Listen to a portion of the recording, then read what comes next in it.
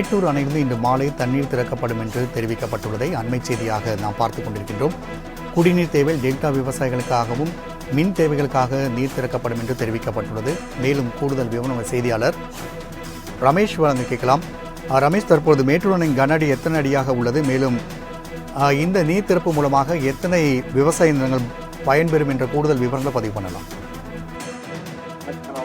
மேட்டூர் அணை நீர்மட்டம் தற்பொழுது 70.42 அடியாக உள்ள நிலையில் மேட்டூர் அணையிலிருந்து டெல்டா மாவட்டங்களுக்கு இன்று மாலை 6 மணி முதல் டெல்டா பாசனத்திற்காகவும் குடிநீர் தேவைக்காகவும் 6600 கன அடி நீர் திறக்கப்படும் தமிழக அரசு மற்றும் நீர்வளத்துறை அதிகாரிகள் தெரிவித்துள்ளனர். டெல்டா மாவட்டங்களில் தமிழக அரசு உத்தரவிட்டுள்ளது.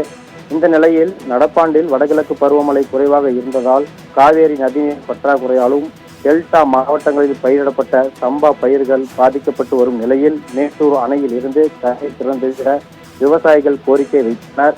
இதனால் சம்பா நெற்பயிர்கள் நிலையை தெரிந்து கொள்ள தஞ்சாவூர், திருவள்ளூர், நாகை மாவட்டங்களில் கிராம அளவில் 30 குழுக்கள் அமைக்கப்பட்டு 292 கிராமங்களில் கள ஆய்வு அதிகாரிகள் ஈடுபட்டனர்.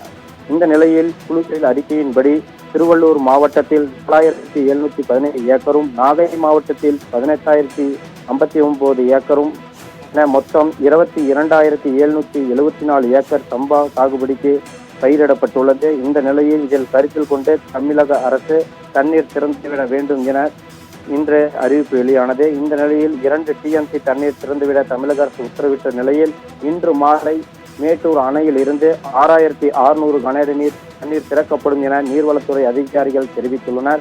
மேட்டூர் அணைக்கு தற்பொழுது இன்று நீர்வரத்து வினாடிக்கு 199 கன அடியிலிருந்து 107 கன அடியாக குறைந்துள்ள நிலையில் அணையின் நீர்மட்டம் 70.42 TMCயாகவும் அணையின் நீர் இருப்பு 33.06 அடியாகவும் உள்ள நிலையில் அணையிலிருந்து குடிநீர் தேவைக்காக மட்டும் தற்பொழுது 600 கன அடி நீர் வெளியேற்றப்பட்டு வருகிறது. ராம்குமார்.